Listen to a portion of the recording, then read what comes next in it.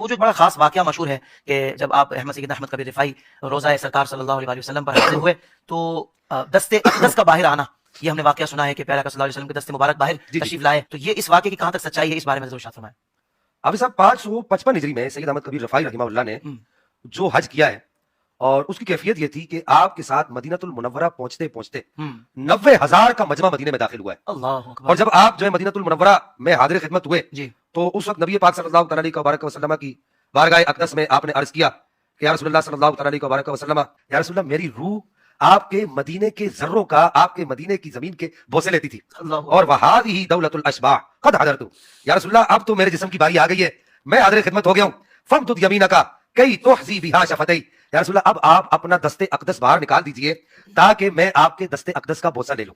اب یہاں پر آپ سب یہ ہوتا ہے، اس طرح کی جو اولیاء کرام کی کرامات ہیں اس میں دو پہلو ہیں، ایک تو اس ولی کی کرامت ہے اور دوسرا نبی پاک صلی اللہ علیہ وسلم کا وہ معجزہ ہے۔ سبحان اللہ۔ خدا نہ آئے کہ کام کرنے لگے ہو، اور کتنی جھوٹی تعویلات آپ کر رہے ہو بابوں کی بات کو۔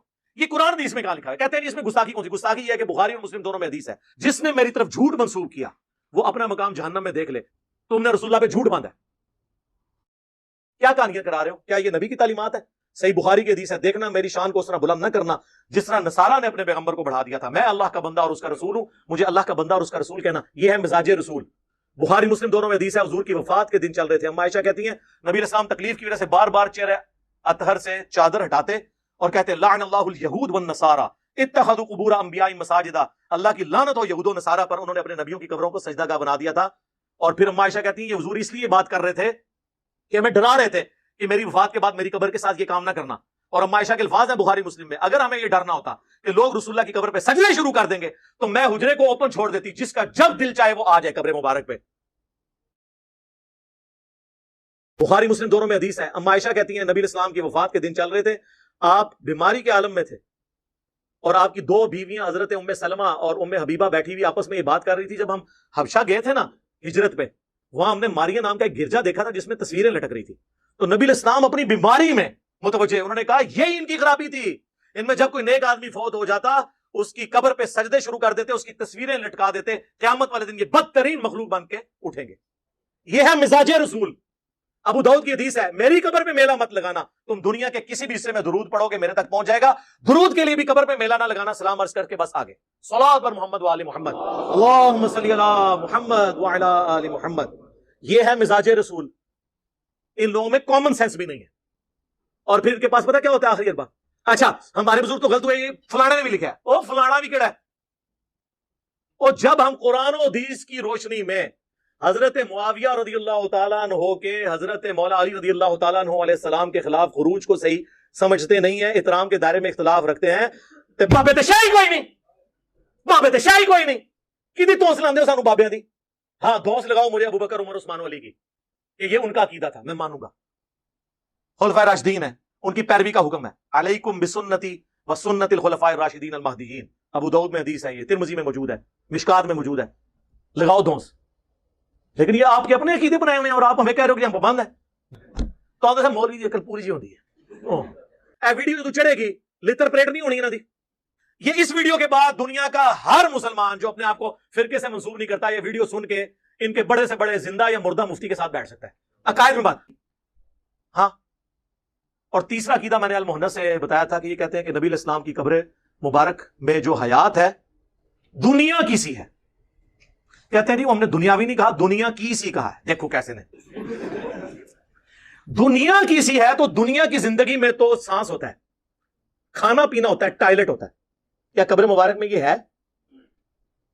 اوے شہید جو رسول اللہ کے دین پہ جان دیتا ہے اس کی زندگی کا آپ کو شعور نہیں، نبی علیہ السلام کی تو قبر مبارک میں زندگی جنت کی وہ تو اتنی عرفہ والا برزخی ہے۔ قرآن کہتا ہے وَلَا تَقُولُوا لِمَنْ يُقْتَلُ فِي سَبِيلِ اللَّهِ أَمْوَاتٌ بلکہ بل احیاء ولکن لا تشعرون، مت مردہ کہو ان لوگوں کو جو اللہ کی راہ میں مار دیے جائیں، بلکہ وہ زندہ ہے لیکن تمہیں شعور نہیں۔ یہ کہتے نہیں ہمیں شعور ہے، دنیا کسی ہے، دنیا کسی کہاں سے ہوگی؟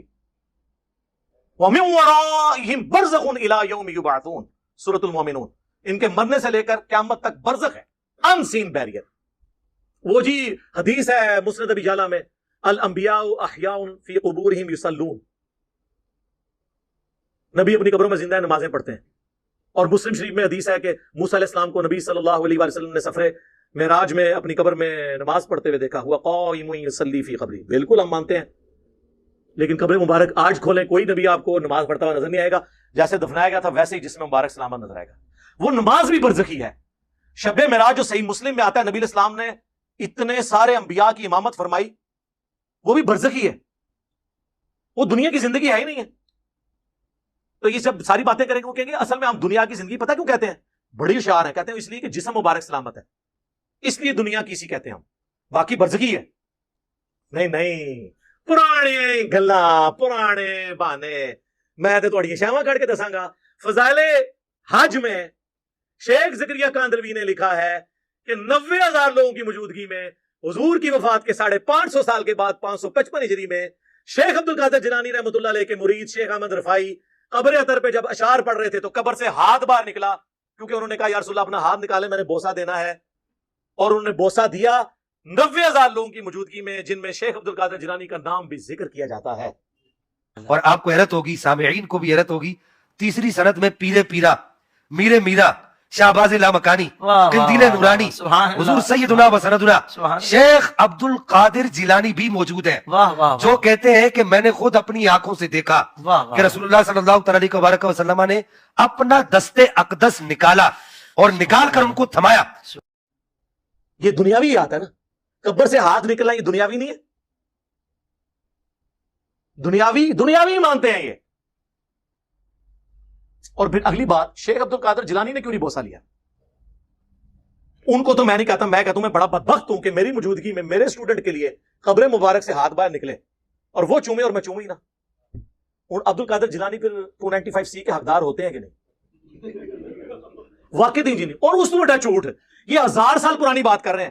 آج سے 50 سال پہلے بھی مسجد نبوی میں 90,000 کا مجمع نہیں آتا تھا.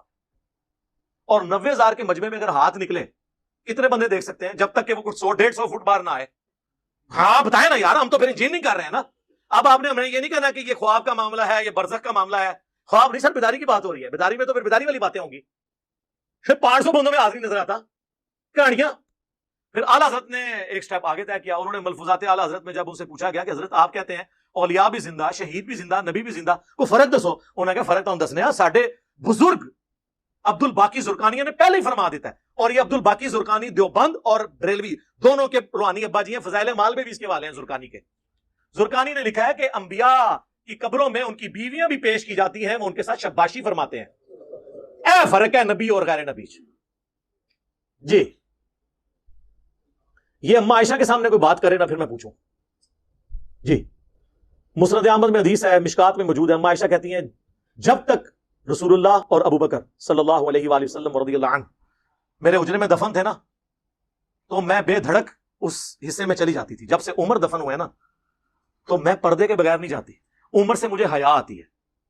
یہ نہیں کہ حضرت عمر دیکھ رہے تھے، جو قبر کے نیچے سے دیکھ سکتا ہے، کپڑے تو کوئی چیز ہی نہیں، اس کے سامنے پردہ تو کوئی چیز ہی نہیں. صرف حضرت عائشہ کا یہ تقویٰ تھا کہ وہ اس لیول تک، جس نے حضرت عثمان کہتے ہیں جب سے میں نے اپنا دایاں ہاتھ حضور کے ہاتھوں میں دیا میں نے شرمگاہ کو ہاتھ نہیں لگایا اس سے. آپ کو کہے گا ان کو کہ کبھی ضرورت پڑ جاتی ہے، انہوں نے اپنے اوپر یہ لازم کر لیا تھا کہ یہ ہاتھ آپ اپنی شرمگاہ کی طرف بھی نہیں اٹھے گا، چاہے جائے کہ میں اس کو کسی غیر کی طرف اٹھاؤں، کیونکہ حضور کے ہاتھوں میں ہاتھ دیا ہے. تو یہ صحابہ کا تقویٰ ہوتا تھا، یہ اما عائشہ کا تقویٰ تھا کہ میں ادھر جو ہے بغیر پردے کے بھی نہیں جاتی، میں اتنا پردے کا اہتمام کرتی ہوں.